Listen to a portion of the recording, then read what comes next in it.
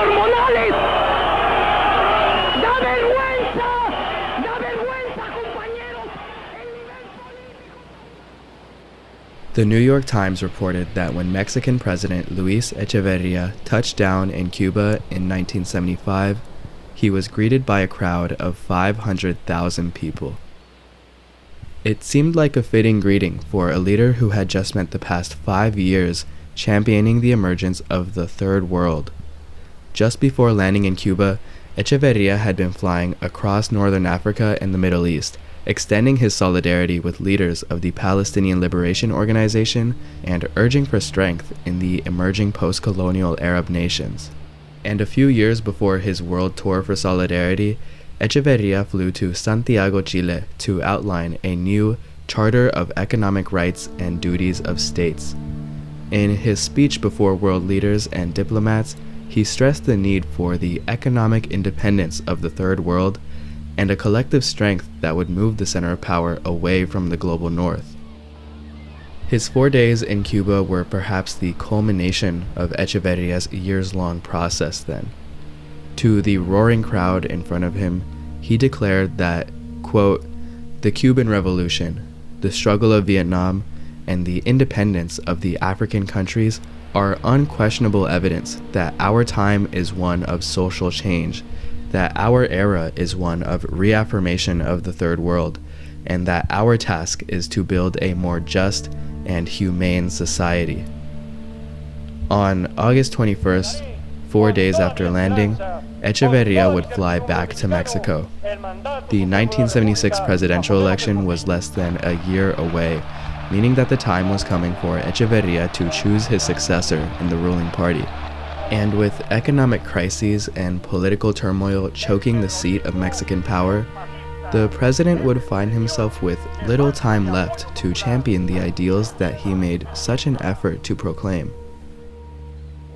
Y en contraste con lo que había pasado de oficial mayor en una ocasión, el secretario Díaz Ordaz me dijo, no le doy posición en este momento porque mira, es la una. Luis Echeverria's political reality never lived up to the words that he professed so proudly on that day in Cuba. Between visits with the rebel fighters of foreign movements and global conferences stressing the international solidarity of non-aligned nations, Echeverria would build his legacy back home through violence and impunity. In a game of word association, you'd be hard-pressed to find someone who would immediately attach the words populist or third worldist to the former president. Instead, the most apt words tend to be authoritarian and repressive. For being among the principal architects of both the 1968 Tlatelolco massacre, which he helped carry out while he was serving as Secretary of the Interior, and the 1971 Corpus Christi massacre, Echeverria would find himself charged with genocide in 2004. And though the charges wouldn't stick, the image of Echeverria as the president who commanded the country at the height of Mexico's crackdown on popular movements remains as that memory which rings most true among the Mexican people today.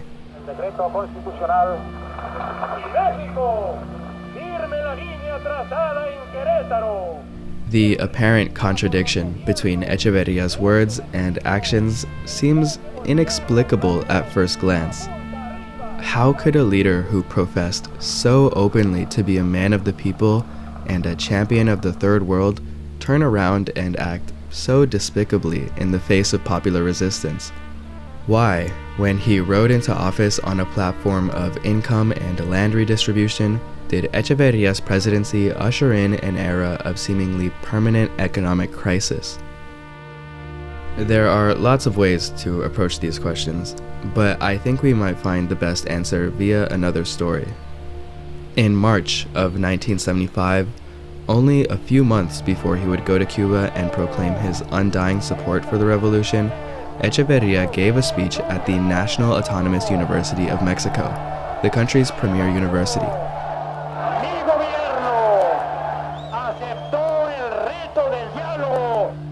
Student protesters eventually interrupted his speech, to the surprise of very few people given the political climate of the day. In confronting them, though, Echeverria would launch an accusation that was heard around the hemisphere. The students were, according to him, manipulated by the CIA.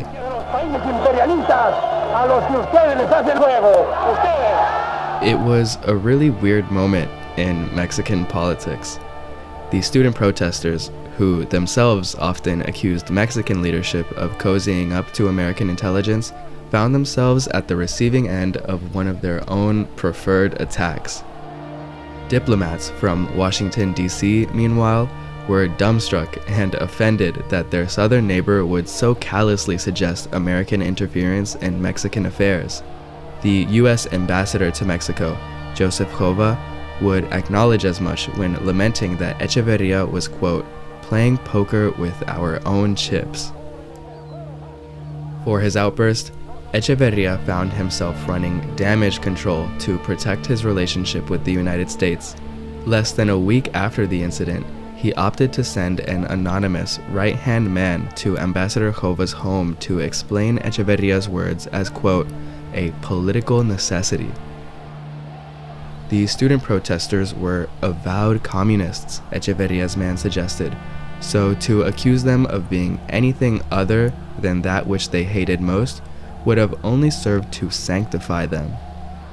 Jova, in return, expressed a continued apprehension of such a strategy.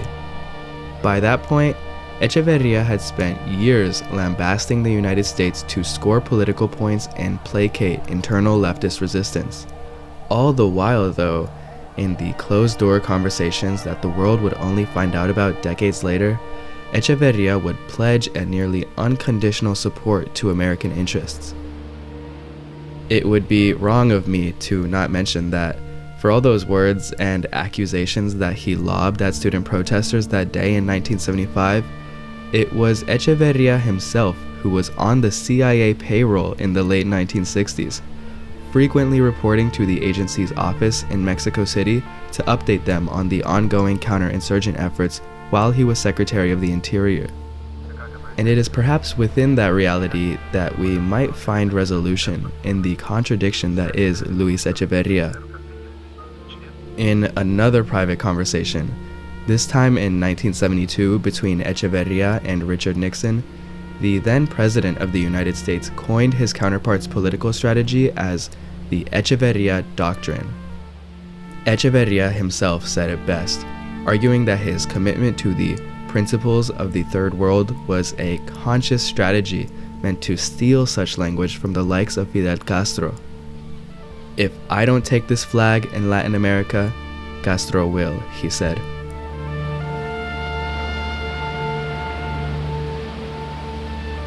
We may never know to whom Echeverria was being most honest when he switched faces so carelessly between opened and closed doors. Was his private opposition to Cuba simply a front to stay in the good graces of Mexico's ever-threatening northern neighbor?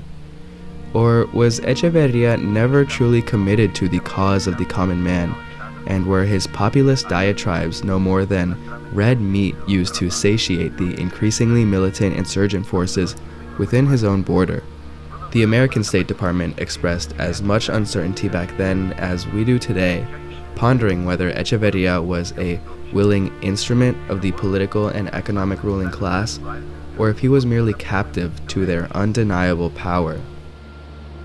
At the end of the day, though, Echeverria's intentions don't actually matter. When it was all said and done, he left the country in a state of economic and political disrepair. For his leftist enemies, the final imprint of Echeverria will always be the clandestine mass graves which his policies helped fill with bodies. The search for the victims of Mexico's dirty war is ongoing to this day, and given the government's penchant for secrecy, it will likely continue on for decades to come. For the Mexican people at large, economic crisis and careless management left the country destitute for decades. It is in Echeverria's term that we can find some of the final failed attempts to stop the country from its inevitable neoliberal pivot. In failing to anticipate such a future, Echeverria stands at the root of much of the inequality and crisis that befalls the country today. And across the Gulf, in the warm waters of the Caribbean, Echeverria's inability to be principled in his support of Cuba and the international Third World left the island nation with almost no true allies at the turn of the century.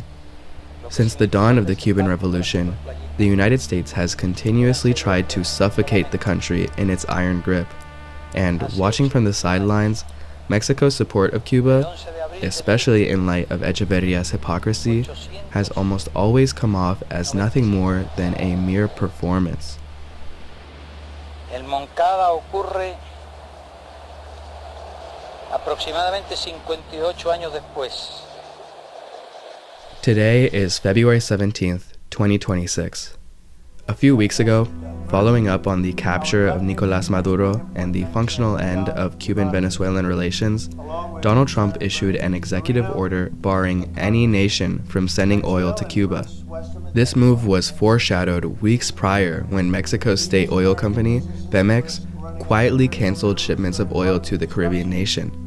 In a final show of solidarity to a country that had been left nearly destitute on the global stage, Pemex had been sending consistent oil shipments to Cuba for years. These shipments came as a mix of both transactional, for-profit deals and humanitarian shipments with no expectation of payment. And with Venezuelan oil out of the picture by December last year, Mexico had become the country's last major supplier. Last January marked the end of that relationship. When asked about it, Mexico's current president, Claudia Sheinbaum, admitted to the cancellation, but in her continuous efforts to posit her government as autonomous from the interests of both foreign and domestic capital, she asserted that it was a, quote, sovereign decision. Trump's executive order just days later would expose the reality of Sheinbaum's claim, revealing that the cancellation was actually due to US pressure. In the weeks since then, the situation in Cuba has spiraled towards a full-blown humanitarian crisis. ¿Y en el caso de los apagones? Ni me diga. Eso es lo más grande que hay. Cuando no hace frío, dormir en calor es súper difícil. Rolling blackouts, an unfortunately common experience in the often neglected nations of the Caribbean, have been implemented in full force across the island. The supply chain shock triggered by a lack of consistent power has in turn created food shortages, medicine shortages, and the full-blown gazification of a country only 90 miles off the coast of southern Florida. By most reports, the country's fuel supply will not even last it till March. And all while the Cuban population is on the brink of, or already amidst crisis, Claudia Sheinbaum insists that she is seeking diplomatic means to get oil to Cuba. A couple times in the past few weeks, her country has sent humanitarian aid shipments to Cuba, but the packages have contained not a drop of oil. In a country whose infrastructure is dependent on the importation of foreign fuel, sending aid without oil is akin to sending someone food without the means to cook it. Up until now, Sheinbaum has made it clear that she will not send oil if it means facing tariffs or punishment by the United States. In other words, if the United States is demanding the starvation of the Cuban people, Mexico will fall right in line. Go back to Chevron. There is a reason that this video started with the story of Echeverria. Sheinbaum and Mexico's Morena party burst onto the country's political scene on an unapologetically populist platform. Andrés Manuel López Obrador, the party's founder and Sheinbaum's political predecessor, rose to prominence as a left-leaning beacon of hope in Mexico's shredded neoliberal landscape. As president from 2018 to 2024, he instituted welfare programs and reforms that, by certain measures, massively contain Mexico's decades-long plague of poverty. For his efforts, AMLO's party earned a landslide victory in the 2024 election, leaving Mexico as one of the only nations on Earth that year to avoid the supposed incumbency curse that ushered in electoral upsets the world over. In carrying on AMLO's legacy, Sheinbaum has continued expansions of the welfare state. In displays of solidarity with an international community of disenfranchised peoples, she even recognized the statehood of Palestine only a few months into her presidency. Morena's government, though, is not without its flaws. As I've covered previously, the violence brought about by the birth of the war on drugs 20 years ago never really went away, even after 7 years of populist rule. And in certain places, with the state of Sinaloa perhaps atop the list, the violence has only worsened in recent years, under the watch of Morena. In many ways, the upheaval of traditional lifestyles and mass displacement brought about by the violence has cleared the way for both foreign and domestic corporations alike to pour money into the country and drain it of its natural resources. Mining contracts, infrastructure projects that pay no mind to the demands of local populations, and the appropriation of indigenous and collectively owned lands have been hallmarks of Morena rule as much as violence and social safety have been. And for cozying up to American financial interests, Morena's leaders have earned love from the American press. In a couple of glowing profiles of Mexico's current security secretary, Omar Garcia Harfuch, the New York Times and Economist lauded the former police officer as Mexico's Batman, a leader who just might be capable of dealing with the cartel boogeyman once and for all.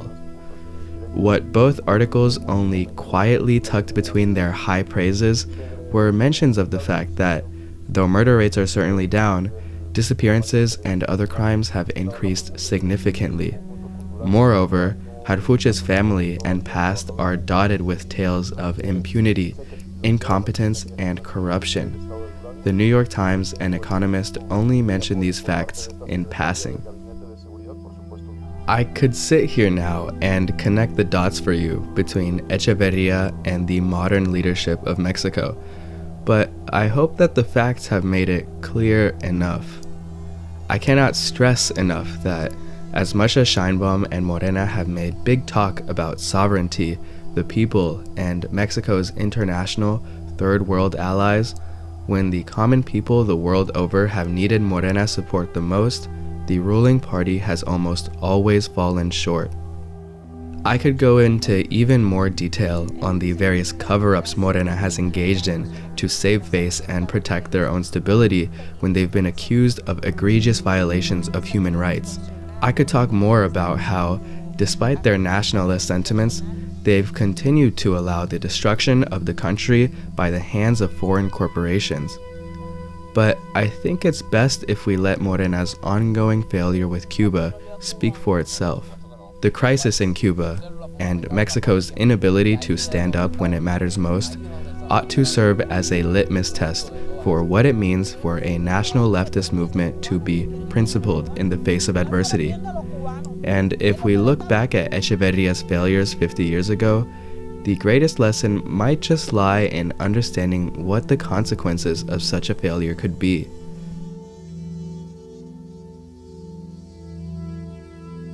For failing to stand up to American empire in the 70s, Luis Echeverria bought his country just a few years worth of time. Economists today remember the start of Echeverria's term as the beginning of La Docena Trágica, or the Tragic Dozen, a 12-year period wherein the stabilized growth of Mexico's past was met with constant and worsening crises. To save the economy, Echeverria would propose efforts to redistribute incomes and bolster a greater consumer culture among the lower and middle classes. But in spite of his efforts, he never had the strength to force the Mexican business elite and American financial interests on board with his plans. In failing to enforce the cooperation of the highest class, Echeverria himself was forced to make constant concessions and take on massive amounts of foreign debt in order to support the projects that the ruling elite refused to finance. His often improvised decisions kept the full destructive wrath of American corporate interests out of his country just long enough for the decade to pass and Mexican autonomy to be maintained, at least in spirit. By 1982, though, when Echeverria had been out of office for 6 years and the country had found itself unable to pay off all its debt, there was nothing that anybody could do to stop what was coming. Maquiladora means new way and refers to the factories that have grown up on the border area at an accelerated rate since the 1994 passage of the North American Free Trade Agreement, or NAFTA. The neoliberal restructuring of the Mexican economy by the International Monetary Fund and World Bank, two apparatuses of American financial interests, allowed foreign firms to swoop into the country like vultures to tear up the scraps of what was once a full-fledged nation. Over the next 30 years, inequality, poverty, violence, and exploitation became the norm as Mexican leadership handed the keys of control over to the markets of international trade. In a certain sense, the neoliberal pivot certified Mexico as nothing more than a colony in the liberal international order. Today, after decades of neoliberal subjugation and the eventual rise of the supposedly anti-neoliberal Morena Party, the violent winds of American imperialism are back and manifest in the form of the current Trump administration. Today, though, the language of colonization is much less covert than it was decades ago. In Trump, the depoliticized notions of economic restructuring and spreading democracy have largely been replaced by open declarations of imperial intent. Though the media might still suggest that America invades countries based on some sort of moral principle, out of Trump's own mouth, it is revealed that his interests are much less lofty and much more material than that. Well, it's a failed nation now, and they're not getting any money from Venezuela, and they're not getting any money from anywhere. It's a failed nation. Mexico is going to cease sending them oil. So I'd like to take care of the people that are here from Cuba. You know, First came the fall of Venezuela for oil. Now it is Cuba. If nobody stands in the way and prevents the realization of this imperial project, there will be nobody left to stand up for Sheinbaum when American interests come knocking at her door. If she chooses not to hang in the gallows with Cuba today, she will almost certainly hang separately tomorrow. History has proven it as such. But maybe the leaders of Mexico are okay with that. Maybe, like we might speculate of Echeverria back then, Sheinbaum fears not becoming captive to American interests because she was already ordained as an instrument years ago. I mentioned mining contracts earlier. Maybe now would be a good time to mention that while all of this Cuba back and forth was going on in the news, the United States and Mexico quietly announced a critical minerals action plan at the beginning of February. The details of the plan, shrouded in pro-market language, make very obvious efforts to stifle international competition and open a direct pipeline for minerals to flow from Mexico up to the north. And on the security front, amidst all the other ongoing news, the Mexican Senate almost unanimously voted to allow members from the U.S. Navy's SEAL Team 2 to train with Mexican Special Forces. And this, of course, comes in the midst of a strengthening security relationship between the United States and Mexico. Back in September, U.S. Secretary of State Marco Rubio announced the Security Implementation Group, a collection of high-level officials from both governments who would meet regularly to discuss matters of bilateral security. With the American government's fingers all over Mexican internal affairs, it becomes hard to take any of Sheinbaum's claims of Mexican sovereignty seriously. Número uno, México reafirma de manera inequívoca el principio de soberanía y la libre autodeterminación de los pueblos, pilar fundamental de nuestra política exterior y del derecho internacional. The more we interrogate the state of U.S.-Mexico relations, the harder it becomes to imagine a world in which Sheinbaum's government does anything but capitulate to the demands of the United States. And let's not get it twisted. The stakes of standing up to America are high right now.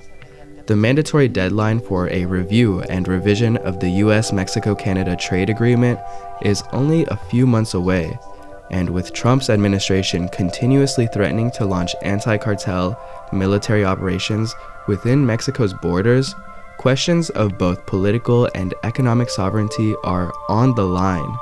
Standing up now means calling the bluff of an administration that so often has succeeded only because so few people have dared to challenge them on the world stage. Choosing to cede to American demands now, meanwhile, is to oppose a regime that will not back down when demanding even more concessions later.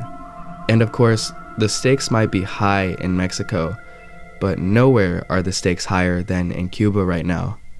The United States, and Marco Rubio specifically, are hell-bent on seeing the end of a revolutionary Cuba. And with their unapologetic blockade on the country, they've made it clear that they will spare no lives to see their vision come to reality. For Mexico and the international community at large, the question of supporting Cuba transcends political strategy. It has become a question of who is willing to do right, no matter the cost. We've already seen this process unfold in Gaza, and we've seen how callously even the most vocally anti-imperialist countries will behave when the question of doing right gets caught up in political allegiances.